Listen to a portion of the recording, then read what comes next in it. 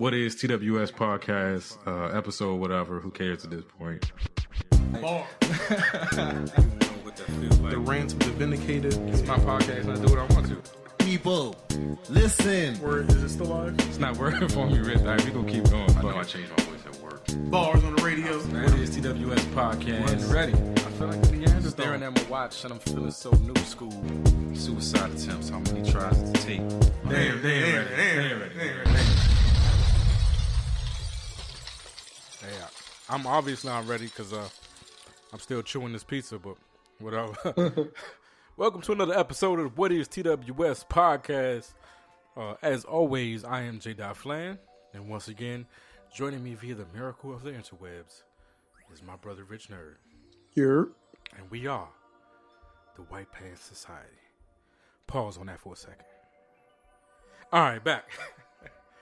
Anyway, this is like episode 116, somewhere around there.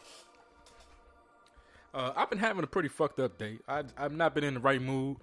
I done felt like fuck life today, and fuck all the things y'all talking about, everything you've dreamed about and wished and hoped. I've hated so far today, but I'm gonna try to snap out of it and have some fun for this 45 minutes hour with the people, with my brother, and just do what we do. Do what we do, and jumping right in. Not, you know what? No, I'm not. I can't jump right into that because we gotta do our calls to action. Must do our calls to action because Flint, Michigan is still a motherfucking issue. These people still do not have clean water in Flint, Michigan. So once again, I plead to you, people. I put it out on Twitter today, on our Twitter. What is TWS? TT Charities and Black Millennials for Flint have another drive right now going on for the people of Flint, Michigan. I have tweeted a link to where you can donate. Please check out our Twitter, their Twitter. I think it's BM4F, so Black Millennials for Flint. Use that hashtag, but do whatever you can to bring awareness to this and donate if you can. ttcharities.org, all the information is there. Support my brothers, support our people in Flint. We are 4+ years in to American citizens without clean water. It doesn't make sense. It makes absolutely no sense. Please, people, do what you can, whatever you can. Money, or retweet, or repost, talking to your friend, talking to your people at work, talking to your church, whoever. Like, let's fix this. Let's fix this once and for all. All right. In addition to that, our sister Rena's Cakeys. If you don't know what a cakey is, it's the size and shape of a cookie, but it's the texture of a cake. It comes in flavors with delicious icing on top. They got like lemon lime, which is my favorite, lime, which is also my favorite, strawberry, which is also my favorite, and they got some other flavors. But they're all good. She also does pies, cookies, wedding cakes, birthday cakes, and they all crazy and delicious. So hit her up, Rena's Cakeys, RINAS, Cakeys.com. Get your baked goods. Then we got my brother, our homie, big friend of the show, Alex, and CelebrityHairCorp.com. Ladies, it's summertime. Sweat and glue do not mix. Get your new bundles. Damn. And we talking free shipping, no tax. You can't beat it. Get your new bundles, free shipping, no tax. CelebrityHairCorp.com. Rich, you got anybody else you want to shout out real quick? No, I'm good. All right. So I'm going to keep it moving. People, can I talk to you for a second? If you're trying to be different, you're not being different. If you have to try to be you, you're not being you. And I say this from experience. I spent multiple years as what I call a social chameleon, where I kind of defined who I was based on the environment that I was in. I could switch colors, I could switch whatever to fit who I was around and to be who I wanted to be in that situation. Not be who I was, but be who I wanted to be in that situation, or be who I wanted them to see in that situation. If you have to do that, that's not authentic. That's not real. That's not you. That's not different. That's an act. Be you. We are all different. We all have uniqueness about ourselves. And if you really just express who you are, and trust me, I understand how difficult it is, because I'm 36 and I'm just coming into the point in my life where I feel like I am me. But the most beautiful thing about being me is that it does not require your approval. It does not require your acceptance. You don't have to agree with me. You don't have to believe in what I believe. I'm able to be me just because that's who I am. And it's the most freeing, beautiful feeling in the world. I feel like so much of what we hear and see right now is people trying to be different. Trying to be different for the sake of being different. Trying to be contrary for the sake of being contrary. Trying to be whatever they think is going to get the most likes and the most views. And I promise you people that the majority of your folks can see it. They have a filter for bullshit. They know the difference between sincerity and bullshit. They can sniff out honesty, and they're attracted to it. They're attracted to honesty. They're attracted to realness. They're attracted to sincerity. And if you can be yourself, you can be sincerely whoever you are, no matter what that is, you'll find an audience. But trying to be, getting likes because of something that you're trying to do is only temporary, and it's going to fall apart at some point. So I'm begging people, give up this shit. Like, give it up. I'm so sick of hearing the bullshit for the sake of bullshit. Because right now, I guarantee you, no matter what outrageous thing I say, I can Google it and find support for it. So it doesn't mean I'm unique, because there are 100,000 people who believe the same bullshit that I just said. And so if I'm saying it just to be different, I'm not different. If I'm saying it because it's me, then it doesn't matter if other people agree with me. So I'm going to get off my soapbox, but really today, like, the thing that has fucked me up the most is just reading so many posts from people I can tell aren't sincere and are purely doing what they're doing to try to be different, to try to stand out. And you already stand out. You already stand out because you are you. So just be you and stop trying to stand out. Stop trying to be different. Stop trying to be who you are and just be who you are. I see it from experience, folks. All right, I'm done. Whoa, Rich. You got anything, Rich? No, I'm good. Fuck it. Let's keep it moving. All right. Let's see. What we did this weekend, we did a lot of work on the TV show. We had our initial casting call. We're going to have another casting call coming up, I believe, on the 28th. It's going to be at the same location, the Austin Public Studios. Rich, if you can help me with the address. It's like 1143 Northwest Avenue or some shit like that. I do not remember it off the top. See, you keep putting me on the spot, man. This is what nigga, I put you on the spot because you the fact man. You got the facts. Let me see what it is. I say shit, you say facts. This is how it works. Austin Public Studios, people. But come out. We're looking for a female host. See if you can go toe to toe with me and Rich. And we're looking for some brand ambassadors. Aesthetics matter. But anyway. Oh, yeah. That was at 1143 Northwestern Avenue. Oh, shit. Hold on. Let me get a slice of pizza for that. Sure. Hold on. Flint trying to eat dinner at the same time. I was about to order some wings, but then he called me real quick, so I was like, God damn it. Fuck it. Let me put a hold on my food, pick up the call, and this nigga eating. Yeah, I had wings from Brooklyn Pie Company last night. The Caribbean jerk. It was my favorite. That's actually what I was about to order. Brooklyn Pie Co. The Caribbean jerk. Yeah, so Brooklyn Pie Co. If you want to sponsor us, hit us up with some free wings. Hey, they are delicious, people. Holler at Brooklyn Pie Co. Austin Pizza. I'm not going to say it's the greatest pizza in the world, but sometimes you want, like, Chuck E. Cheese style pizza.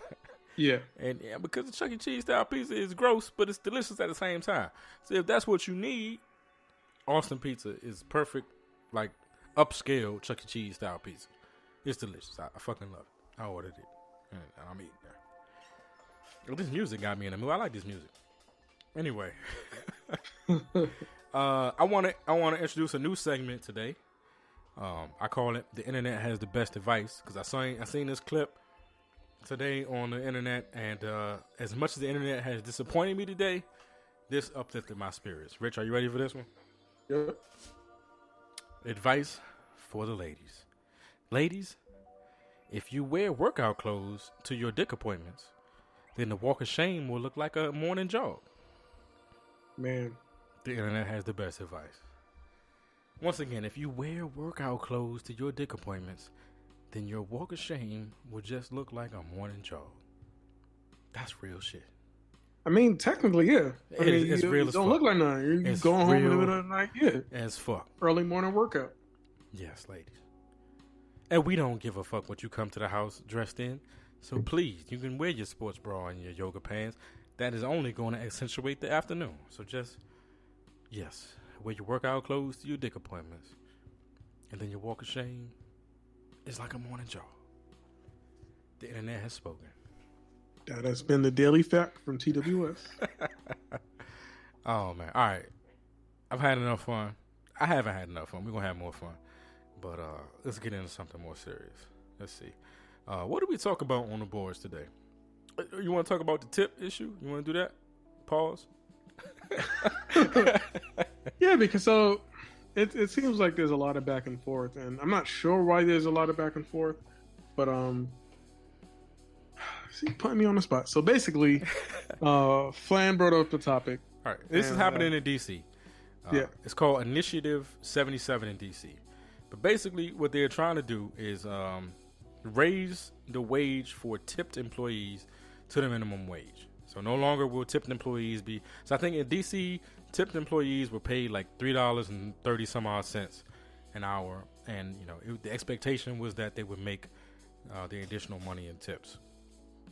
Initiative 77, which has passed in DC, says that those employees now make the minimum wage, and tips would be on top of that. So my question on the boards today was whether or not, if you knew your server or your tipped employee was making minimum wage, would that adjust your strategy toward tipping?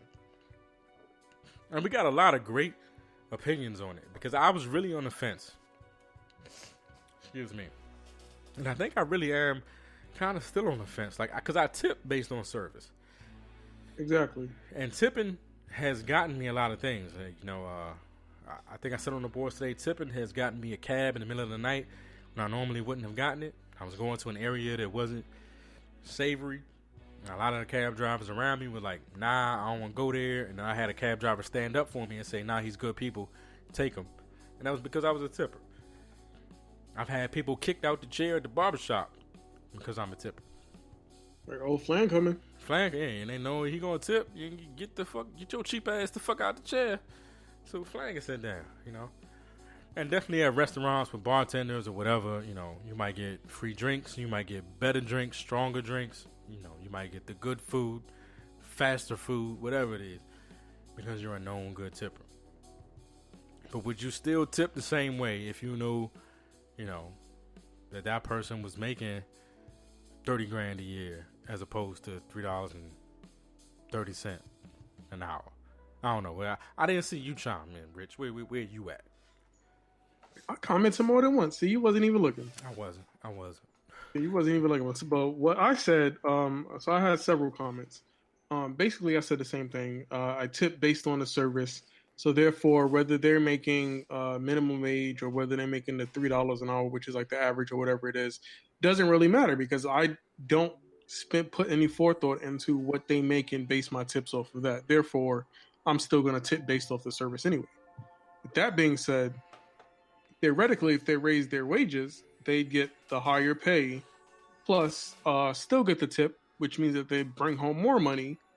Downside, if they end up getting paid more, the establishment may not be able to hire as many people, so therefore they would be overworked because essentially more people will be fired, which means that the level of service will go down, therefore the tip will go down negative. So it's a lot of give and take. It can go both ways. I mean, it just depends on the establishment what their budget is. They might try to, I guess, cut the difference of that by raising the price of the food and the menu items. You know, you take everything on the menu up like $2. You earn a difference for what you got to pay for everybody's salary. So I mean, it basically then goes back to affect the patrons in the long run. And then are we going to get paid more? Is our cost of living going to increase? No. So it's just going to be a cycle. It's going to end up being the same thing. So the other thing I suggested is that, you know, establishments just move to the community tip, you know, like where they pool their tips, and then a percentage of those pool tips go to the house anyway to try to compensate for the fact that the house now has to pay more, you know, for the servers, but you still kind of get a percentage of your tips. I don't know. See, I feel most places pool tips anyway between the waiters, the hostess, the busboys, and the people in the back. So at the end of the night, it's the team that's actually like, when you give a waiter, the server, $100 tip, they don't keep that $100. They got to split that between everybody that put that work in.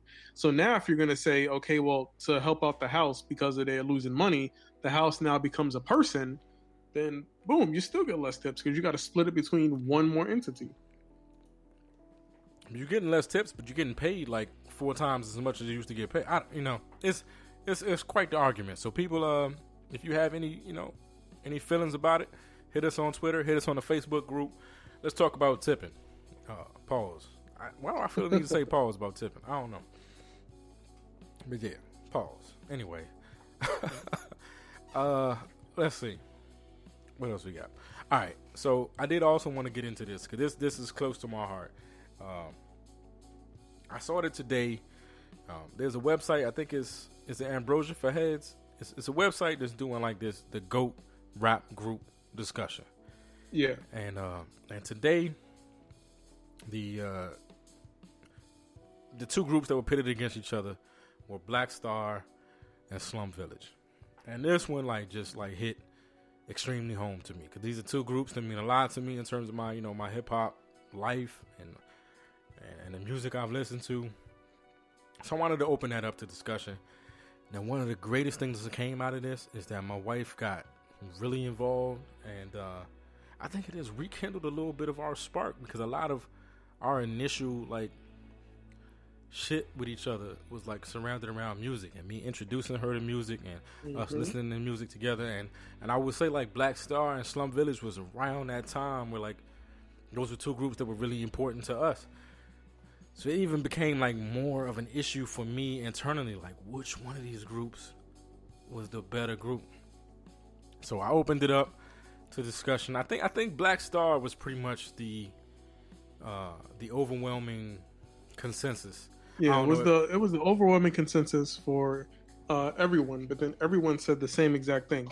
It's Black Star because geniuses, but then Slum Village because Dilla and his production and the value that he created. And everybody who says something about SV, the Dilla is basically all they say. So I want to go a little more in depth because the more I thought about it today, and the more I listened to other people's comments, and the more my wife and I talked about it, I'm going to have to, and this is not going to be popular. This is going to lose me a lot of hip-hop creds. But I am going to have to firmly go with Slum Village as the better group. And I will explain now. First of all, body of work. Black Star gave us a classic album, a definitive hip-hop album. Slum Village, in my mind, has given us several under-the-radar classic hip-hop albums. Most people don't know the rappers in Slum Village other than, Jay Dilla when he was a rapper and a producer. So they've never had the kind of star power to sell their albums, but they've still put out critically acclaimed to me albums. They've had features from Common to Busta Rhymes. I mean, everybody's been on their albums. And then I thought about it today, and the one glaring thing that I will give Slum Village over the course of their career is that the artists that Black Star introduced me to, and what I will say here is that I will probably credit Black Star as the reason that I discovered Slum Village. Like, I was looking for more music like that. And I went into a record store, and the dude was like, have you ever heard of Slum Village? Let me check them out. All right. But then after Slum Village, Slum Village introduced me to artists like Dwell A. Yeah. They introduced me to a whole sound in Detroit that I was unaware of. And it definitely broadened my musical interest at that time, from only knowing Detroit as Eminem to knowing Detroit as, Dwell A and Royce the 5'9" and Obi Trice, and just so many other artists that popped out because of that whole, Slum Village experience.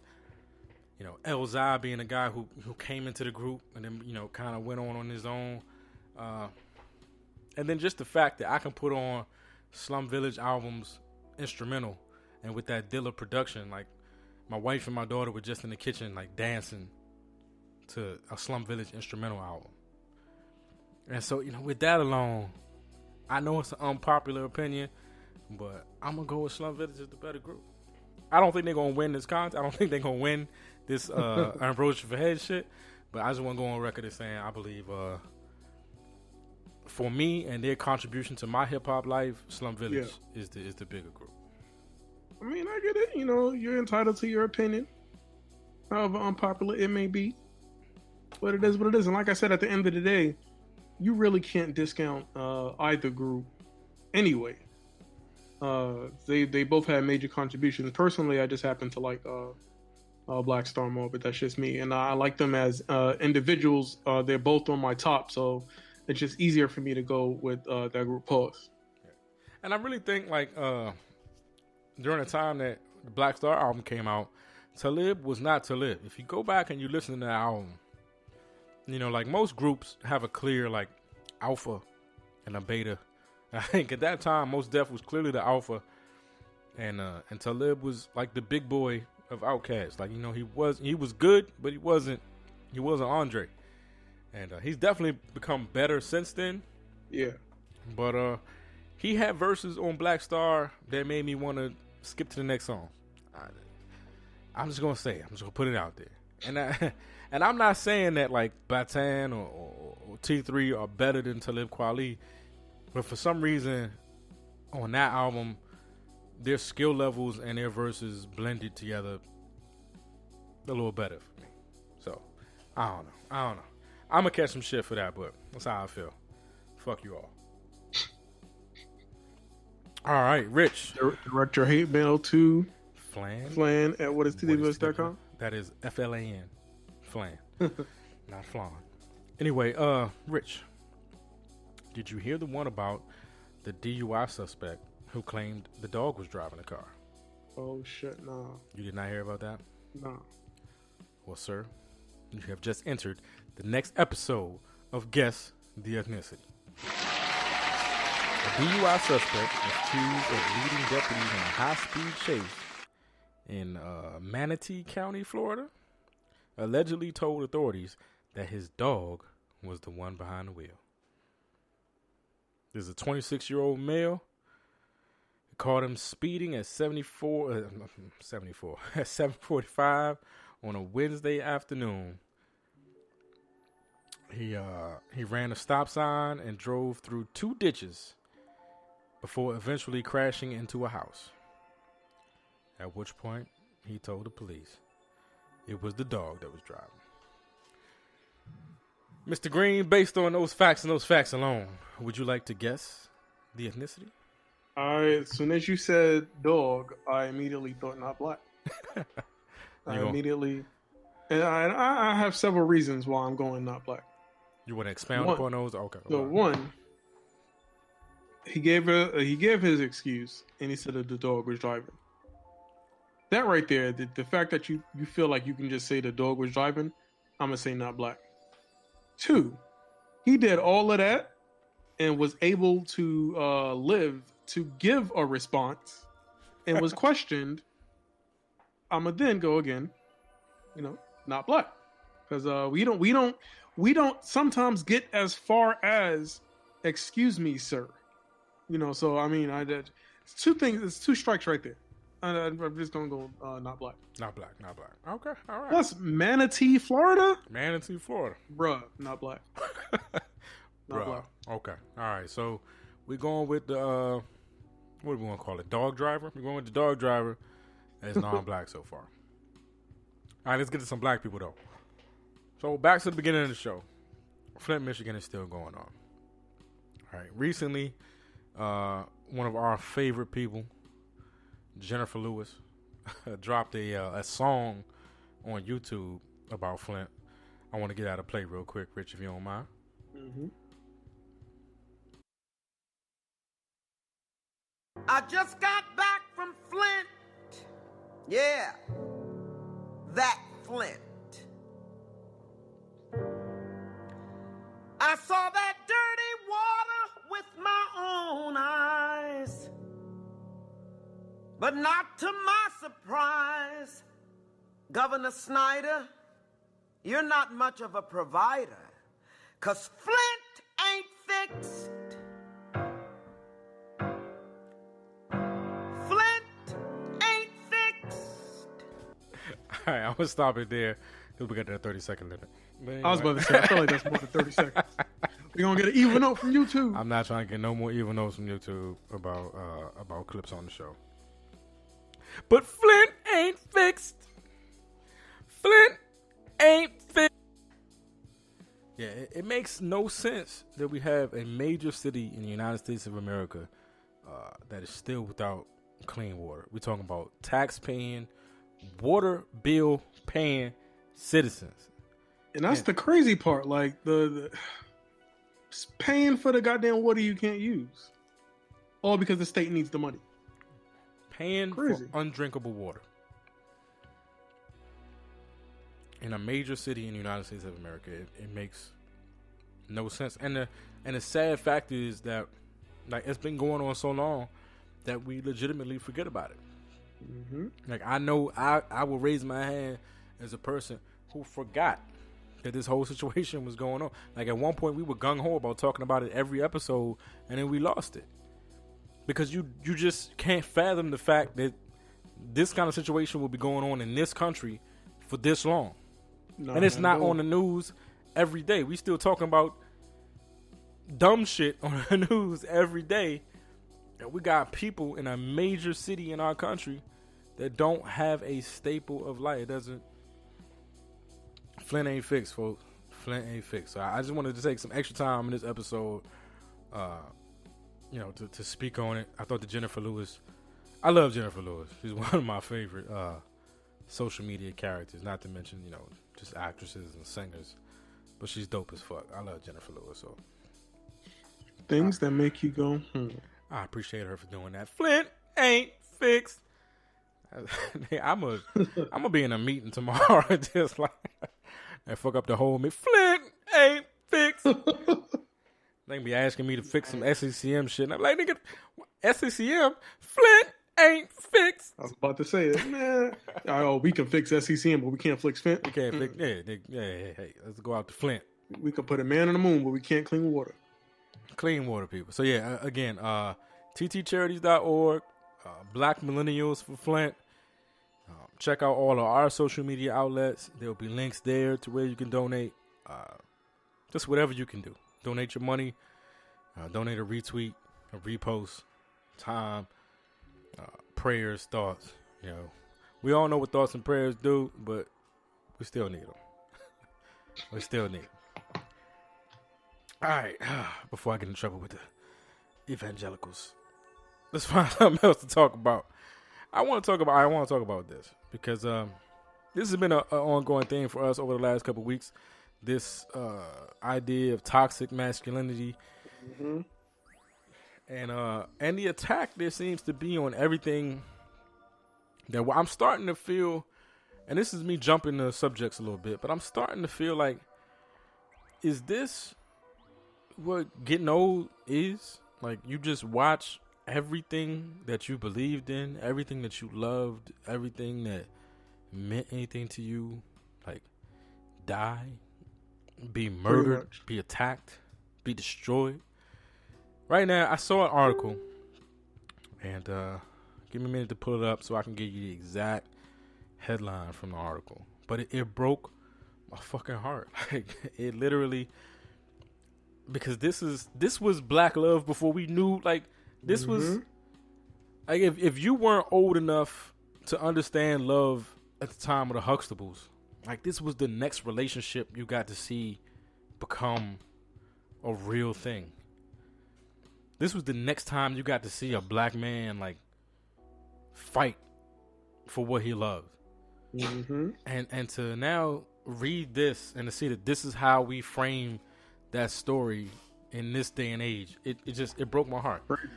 The name of the article is A Different World, Revisiting Dwayne and Whitley's Toxic Cautionary Tale of the Nice Guy and the Male Ego. And I read the story, and basically, you know, it was written from a woman's point of view, and she was writing the article as someone who was a fan of A Different World and who grew up watching this love story and viewed it as a love story and as, you know, this triumphant, you know, like, I don't know, want to say knight in shining armor, you know, finally growing up and becoming a man and doing what he had to take to claim the woman that he loved. And that when she watches it now, she feels like Dwayne is trash, and that he, like, mind fucked Whitley into loving him no matter how fucked up he was. And man, did that, like, just, I think that sent me on the path for today in terms of, like, just hating the internet and hating, like, everything, all the bullshit. This was one of the things that made me think that people are just trying to be different for the sake of being different. People are just trying to find something that they can attack that used to mean something to people that I don't think was negative, but if you find a way to spin it, you can make it negative, you know? Yep. And that's how I read this article, and it hurt me to my heart, man. It hurt me to my heart. Because we all were Dwayne Wade, like, especially guys like me and you, Rich. Like, just be real. You know what I'm saying? We was the nerds. We were the nice guys. We were the ones that you know, listened to the stories and the bullshit. We were the ones that was always available and always around and made ourselves available so that we could be ready for the moment, you know, that these girls who felt like they were out of our league would realize that we were really the ones they needed all along. And to hear this story depicted this way, as if, I'm gonna tell you the really thing that stuck out to me was the way this article was written was as if Dwayne and men in general are so devious that you helpless women don't stand a chance. That if we have the wrong intentions but the right amount of skill, no matter what you do, we're going to destroy you. We're going to get you, we're going to acquire you, and we're going to destroy who you are in the process. That you don't have any responsibility in walking away or not participating in the bullshit. That somehow men are just so dominant that we're going to get you if we want to get you. That's what I felt when reading this article, is that if anything, it didn't say men were trash. It said that women are indefensible. Like, they don't have the shit it takes to prevent themselves from being taken advantage of. So, and that was going to be my stance on it, because if you're depicting men in this point of view and it's this particular light, how weak are you calling women? Exactly. You know, it's, like I said, the article was bullshit. All right.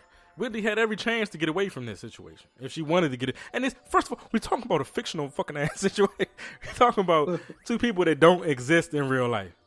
You know, that this rarely happens where you going to get married to another dude and then the dude wakes up and, like, barges down the aisle. Like, that shit don't really work out in real life. But to make it seem like it was all like this brilliant mind fuck that Dwayne put in place that she was just helpless against, it's bullshit. It was a love story. And to me, we were talking about kids in college. We were talking about people who don't know what they want, who don't know what love is, who don't know how to love, and who honestly need time to lose and get shit back. You got to lose stuff, get it back, lose it again, get it back again. before you realize what you got. It's a shame that's the reality. I mean, some people learn it. Some people are high school sweethearts and they get it right the first time. But most people have to go through some shit before they grow up. And we watched two people go through some shit, and now it's toxic. This is wrong. This is ugly. Dwayne was trash. Whitley was a damsel in distress. And then what was crazy is Whitley had her share of issues too. So just as many times as Whitley had a chance to get away from Dwayne had a motherfucking chance to get away from Whitley. But why are we attacking? So why are we just looking for shit to attack? That's the new rule. That's the new rule. Just you stand out by saying, and that's and it's a sad fact because we're playing into it right now. That if you say some shit that's outrageous, no matter how outrageous it is, it's going to get you attention. And then all you have to do is spin that attention once you get it. Mm-hmm. So you can do something dumb, you can do something bad, you can do something negative, but you just got to spin the attention once you get it. Because it's going to get you the attention. And everybody now knows that. Everybody now knows just say something outlandish, say the world is flat, because there's 10,000 people that agree that the world is flat, and you're going to get some views. I view flat earther videos maybe 15 to 20 times a day. Just to sharpen my skills as a person who believes it's bullshit. Just to make sure that I can listen to any argument about the flat earth and don't be like, oh shit, hold up. That's what I do. But they know that. They know that if I keep yelling the earth is flat, people going to look at me, and I just got to spend the attention once they look at me. Exactly what you said. And then the more outlandish the thing that you say is, the more people are going to do. It automatically stops them. And then they got to be like, because they either agree with you or they disagree. But if they disagree, now they really have to sit there and think of a reason and come up with a reason why they disagree. Right. So it's going to cause them to research. They're going to second guess themselves. It's a whole bunch of BS. A whole bunch of BS. Yeah. But that's the world we live in right now. That's the world we live in right now. And that's the world that upset me today. But I think Dilla and Slum Village pulled me out of it a little bit. Watching my wife and my daughter dance in the kitchen, listening to Dilla beats was definitely a moment for me today. So I feel good about that. But I do feel like I'm just getting old and apart. And I'm only 36 years old, but I already feel like at 36, everything that was my childhood is dying. You know what I mean? Man, don't say that. Michael Jackson is dead. Michael Jackson is dead. They tried to kill him before he died, but he's dead, right? Bill Cosby is for lack of a better word, dead. Mm-hmm. His legacy is gone. They've destroyed him. We're just waiting for him to die at this point. It sounds fucked up, but it's true. Now they're attacking a different world. Like everything, the music we listen to is just it's old school now. It's non-relevant anymore.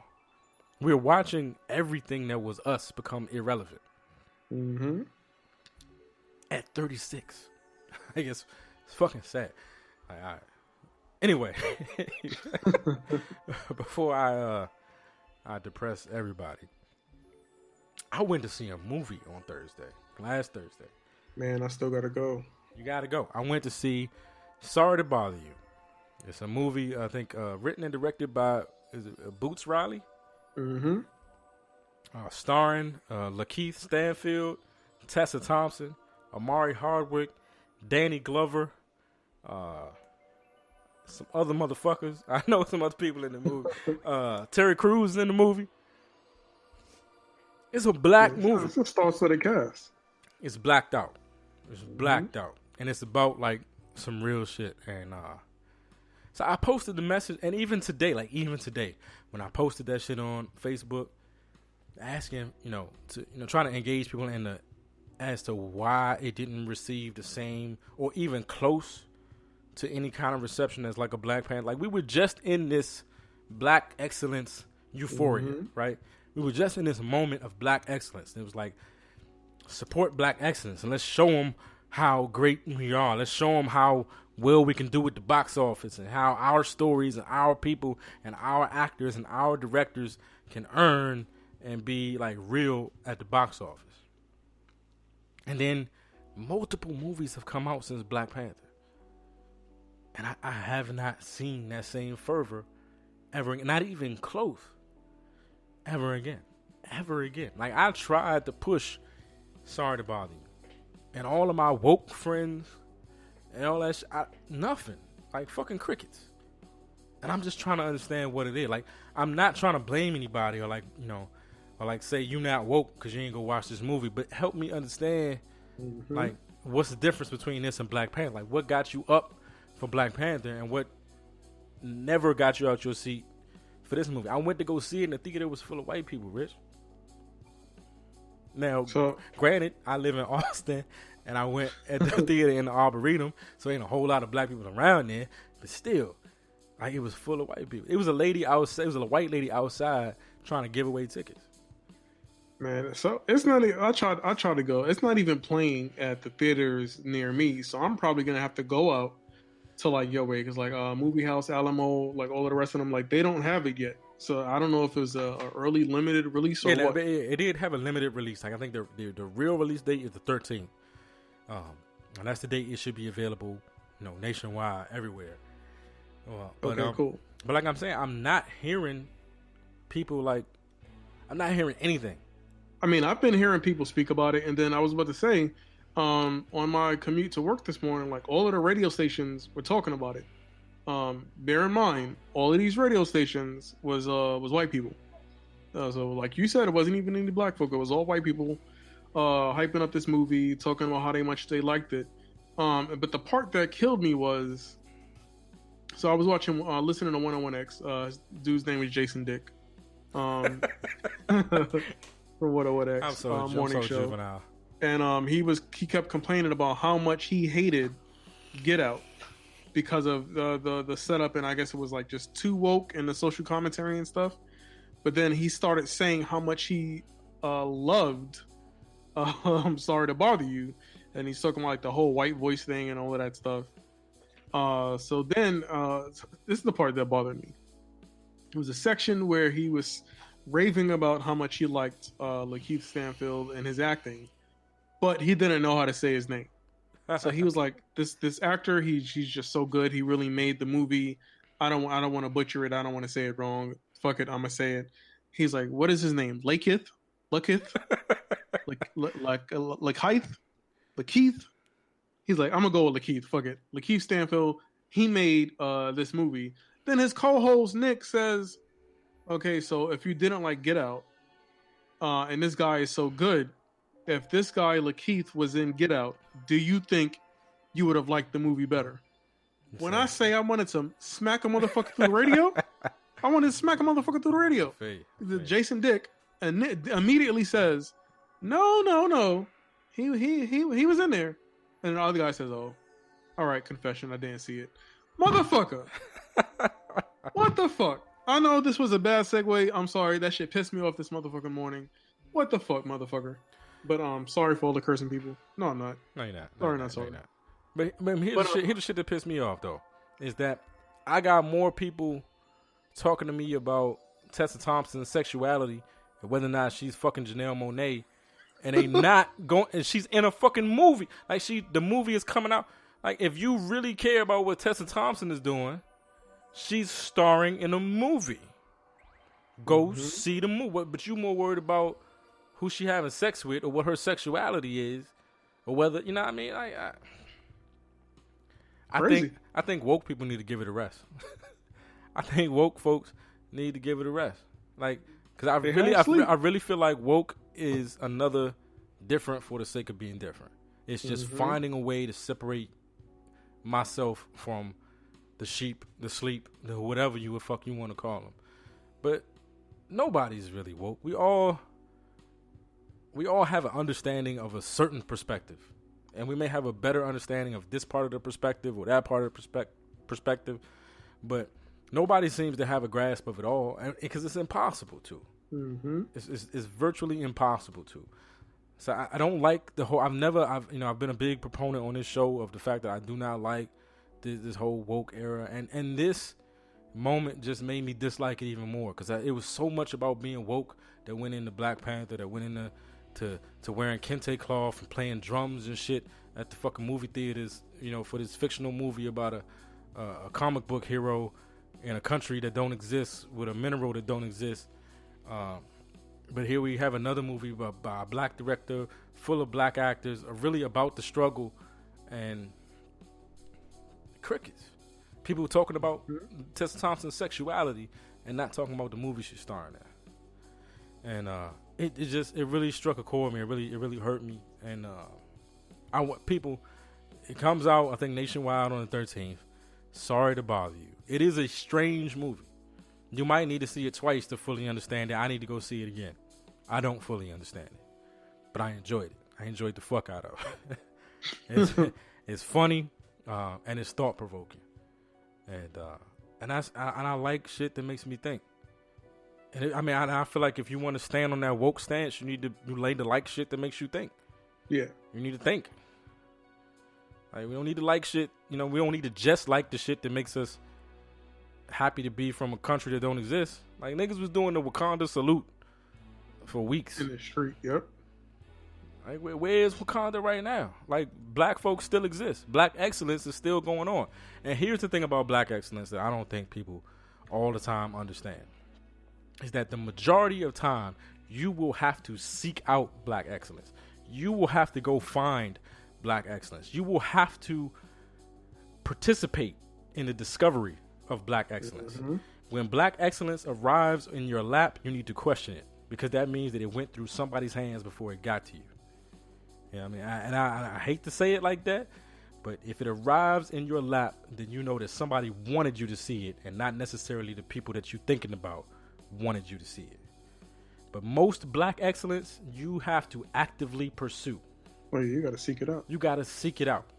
So we can't just sit back and wait for some shit that's supposedly black to pop in your lap so that you can jump up and put on your kente cloth and play your drums and claim to be African for a week. You have to go out every day and try to find some shit black to support. Mm-hmm. And I'm going to get off my soapbox right then and fucking there. And let's get back to that Guess the Ethnicity shit. Keep us free. Keep us free. Anyway, man, I gotta turn my laptop back on and do all that. All right, so we got back to this DUI suspect, right?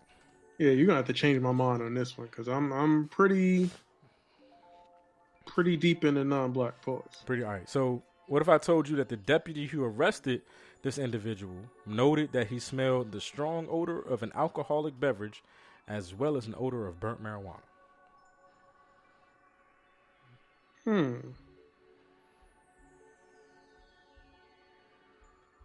See, I'm torn. So, like, I feel like I still want to say non-black. Still want to say non-black. Because now, not only did he survive, not only did he have an outlandish story, he was also under the influence while having an outlandish story and surviving. All right, let's see. Is there? And I hate that the today's social climate makes me think this way. It is today's social climate. All right, can I tell you this? They say that actually canines may be better drivers than intoxicated humans. Bruh. In 2012, a New Zealand animal trainer taught 3 dogs how to drive using specially modified cars, and the results were fucking impressive. I can't. You can't? That was a non-black study. It was New Zealand. Well, yeah, I'm going to go with non-black on that. All right, so is that your fine? I don't think I have any other information to give you. Manatee County, Florida, DUI suspect, 26, male. I keep thinking a young white guy or a middle age younger Mexican guy. So I mean, either way, they're both non-black. 26. So it's middle age is out the question. 26. I'm gonna give you the age. You still going non-black. Non-black. Unfortunately, Rich, this individual was black. God damn it. Relaford Cooper III. Relaford. He's black. I'll send you the picture. Relaford. Yeah, you just said this nigga name was Relaford. I'd have been like, I don't care what the other. God damn it. Relaford Cooper III. So another the third. Y'all thirds need to fix shit up. But yeah, apparently after running a stop sign and driving through 2 ditches, then crashing into a house, when the police finally caught up with him, he claimed the dog was driving. It was a black man.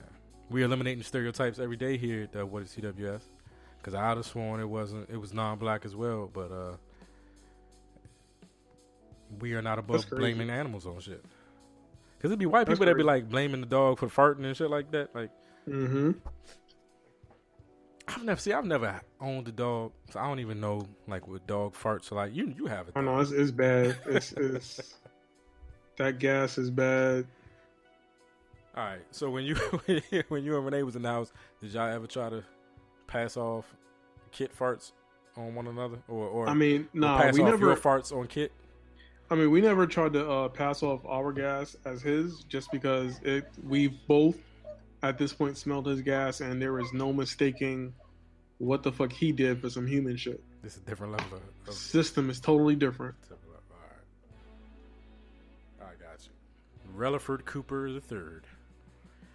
All right, it's another episode of Guess the Ethnicity, your favorite game show's favorite game show here on the What is TWS podcast.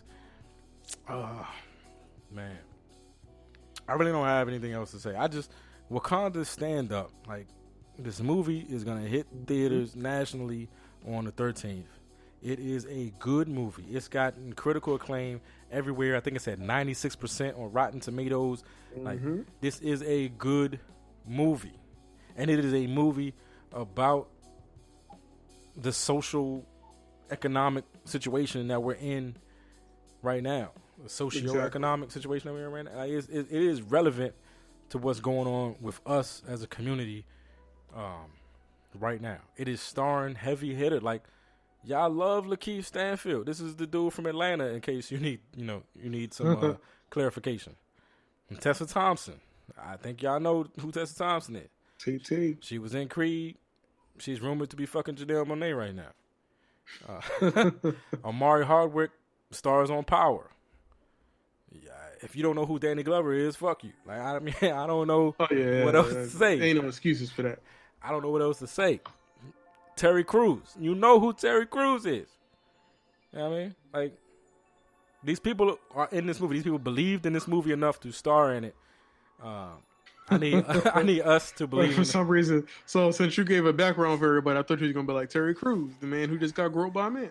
He got groped by a man. He got his nuts put in vice grips by Cat Williams. Cat Williams. There you go. Appreciate it. Y'all know he was the office linebacker. Brooklyn 911. I mean, do I have to really keep going? Y'all know who Terry Crews is. If you don't know by now. Boots Riley, writer and the director. It's a dope movie, and I just want us to support it the same way we support other things that we claim are black excellence. Like, here's an opportunity. This is an independent movie by black people. Like, here's really an opportunity to show them what we can do.